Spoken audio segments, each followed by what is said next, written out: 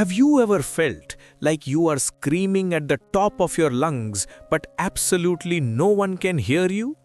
It's a terrifying feeling. You know you have talent, you know you have big ideas, but the moment you try to speak, fear just locks your throat. You watch other people, people who aren't even as smart or talented as you, zoom past you in life. Meanwhile, you are stuck in the same spot, paralyzed by the fear of being judged. Today, I'm going to share a story about a young guy who lost his home, his trust, and almost his life. It happened simply because he was too scared to use his voice. But what he learned next didn't just save him, it is the exact blueprint you need to change your destiny. Let's transport ourselves to a busy, high-energy city. In the heart of this market lived a wealthy merchant who owned a very successful business. He was selling rare, expensive fabrics and silks, and he was a man who built everything from scratch. He wanted his legacy to continue through his two sons. Now, sibling dynamics can be tough. The younger brother was the life of the party. He was loud, charismatic, always closing deals and laughing with customers. He was a natural. But the elder brother, let's call him the boy, he was the complete opposite. He was quiet, painfully quiet. He was the kind of person who would walk into a room and immediately look for a corner so no one would notice him. He wasn't stupid, in fact he was incredibly sharp and observant, but his lips were sealed by severe social anxiety. In a world that rewards loud people, he was invisible. People in the market, his neighbors, and even his own relatives mistook his silence for weakness. They thought he was slow. They would cut in line in front of him and cheat him out of small change. They would push him around, and he never said a single word back. This drove his father crazy. The merchant wanted a shark, not a sheep. He would often yell, "Why can't you be like your brother? Speak up, do something." But the more the father yelled, the deeper the boy retreated into his shell. It became a toxic cycle of fear. As he grew up, this fear started ruining his life. He failed his exams, not because he didn't know the answers, but because his anxiety was so bad. His hands would shake and he couldn't hold the pen properly. He knew the material, but fear erased his memory the moment the pressure was on. Years went by and the boy became a young man. His father, desperate to force him to man up, told him to manage the fabric shop for a day. "Handle the premium clients," the father ordered. The boy tried, he really tried, but his nervousness was like a curse. He would stutter when telling the prices of the silk. He would avoid eye contact and customers would get annoyed and leave. The father's patience was running out. Then came the day that broke everything.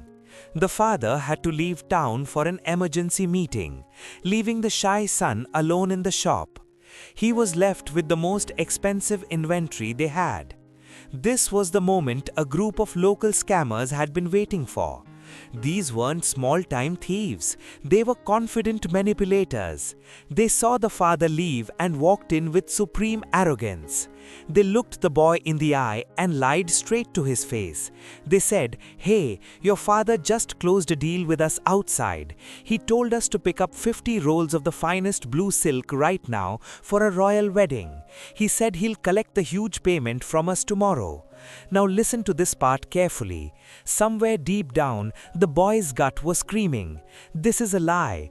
Don't let them take it." He knew his father never did business on credit with strangers. But his fear was louder than his intuition. He was so terrified of confrontation, so scared of saying no to these aggressive, loud men. So he just stood there. He watched them load the expensive silk, worth a fortune, onto their truck. He stood frozen as they robbed him blind in daylight. When the father returned in the evening, the shelves were bare.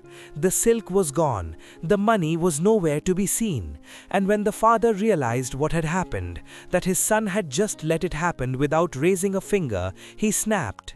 He didn't just yell, he screamed with a rage that shook the walls. "You are useless. You have ruined me. I don't want to see your face ever again. You are not my son. Get out." The words cut deeper than any physical pain. The boy was shattered. He had failed the one person he wanted to impress. He walked out of his house with tears streaming down his face, leaving everything behind. He felt like a burden on the earth. He walked aimlessly until he reached a lonely cliff outside the city, overlooking the dark ocean. He stood there thinking, "I am a failure. I can't speak. I can't work. I can't even protect my own family." How to stop being shy and quiet is a puzzle I will never solve. I don't deserve to exist. Just as he was about to step off the edge, a strong hand grabbed his shoulder. It pulled him back to safety. The boy stumbled and fell on the dirt. He looked up and saw an old man dressed in simple rags, but his eyes looked like they held the wisdom of the universe. The boy shouted, "Why did you save me? Let me go. I am good for nothing." The old man didn't react to the anger. He just sat down next to him and said calmly, "My child, life is a one-time offer. You don't throw away the whole gift just because you haven't figured out how to unwrap it yet. If you end it today, you die a failure. But if you live, you have a chance to rewrite the script." The boy cried, "I don't understand. I'm weak. Everyone says I'm stupid. Even my father hates me." The old man looked at him and said, "I have a deal for you.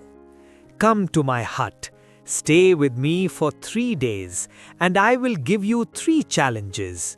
If you can complete them, I promise you, your life will change.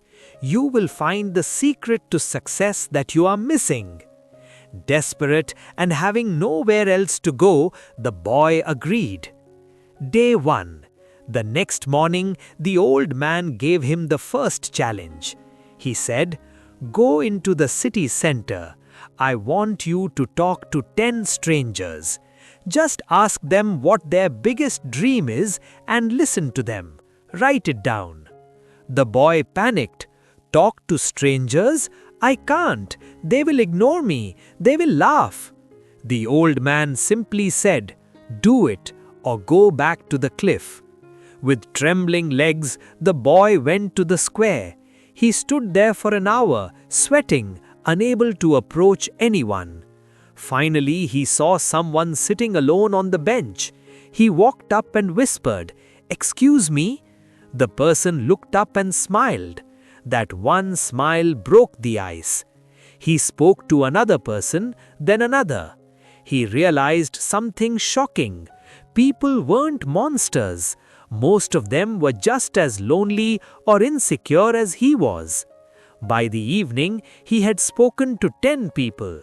He ran back to the old man feeling a strange new energy. "I did it. I actually had a conversation." The old man smiled and said, "Good. Now challenge number 2. Today you will go to the local park where the street kids play. I want you to teach 10 children why honesty is important." The boy's face fell. "Teach? But I am a failure. I dropped out. I am stupid, remember?" The old man laughed softly. "The children don't know your past. They only know what you give them in the present. You know the pain of lies, don't you? Just share your truth. Value doesn't come from a degree, it comes from experience." The boy went to the park. He gathered a small group of kids. His hands were shaking. He started speaking. His voice was shaky at first. But as he looked at the children, he saw they were listening. They were curious. He forgot his fear and focused on the message. He spoke from his heart. For the first time in his life, people were listening to him with respect. He wasn't the shy failure anymore. In that moment, he was a mentor. He realized that confidence comes from doing, not from overthinking. Day 3. The boy returned to the old man, standing a little taller. He asked, What is the final challenge? The old man's face turned serious.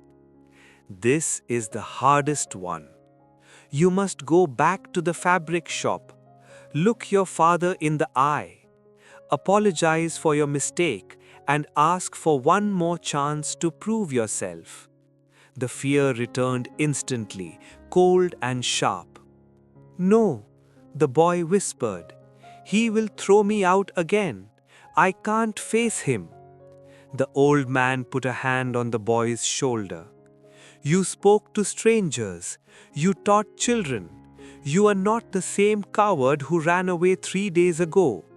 Your father was angry at your silence, not at you. Go, show him you have found your voice.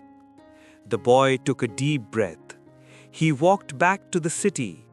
His heart was pounding like a drum against his ribs, but he didn't stop. He walked into the shop. His father looked up surprised, tired, and still angry. Before his father could shout, the boy spoke, clearly, loudly, and without stuttering. Father, I am sorry. I was scared and I let you down. It was my fault, but I am not that scared little boy anymore. Please, give me one chance to fix this. I will earn back every penny we lost. The father stopped. He didn't see the trembling child he used to know. He saw a young man standing straight, maintaining eye contact. The anger melted away, replaced by shock and relief. The father walked over and hugged him tight. From that day on, the boy worked in the shop, but he was different.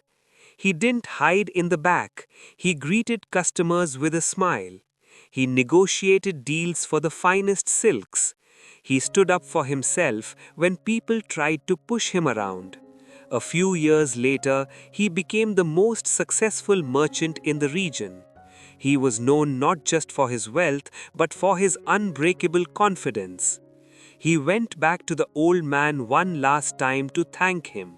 He asked, "You performed a miracle. What did you do to me?" The old man replied, "I didn't give you anything you didn't already have. You thought your enemy was your personality. No, your enemy was fear. You were scared of scenarios that you created in your head. Once you took action, the fear vanished." This story is a reminder for you. Confidence isn't something you are born with. It is a muscle. You build it by doing the things that scare you. You build it by speaking up when you want to stay quiet. You build it by stepping out of your comfort zone 1 inch at a time. You are not defined by your past grades, your awkward moments, or what people say about you. You are defined by what you choose to do today. Don't let fear steal your life like it almost stole his. If this story sparked a little fire inside you, show some support. Hit that like button, it really helps the channel. And if you want to keep improving yourself and unlocking your true potential every single day, make sure to subscribe to Pure Growth. We are here to grow together. Thanks for watching, and I'll see you in the next one.